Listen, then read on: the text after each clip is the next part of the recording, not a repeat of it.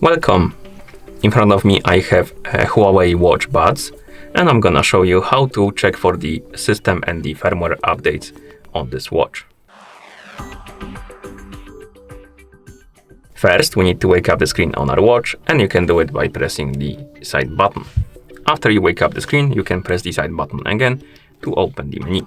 Now, scroll through the menu, find the settings icon and tap on it. In settings, scroll down and find the option called System and Updates.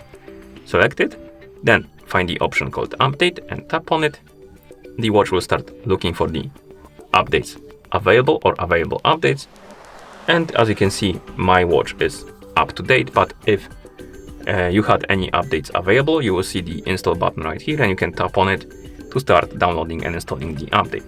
One word of advice though, make sure that the battery level on your watch is at least above 50% before you start updating, because if the battery dies during the updating process, it might damage your watch.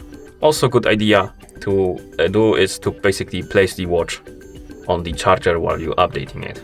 This way you will know for sure that the battery won't die during the updating process. Okay, and once you're done checking the updates, you can press the side button to go back to watch face. And that's how you check for the updates or the firmware system updates or the firmware updates on this watch.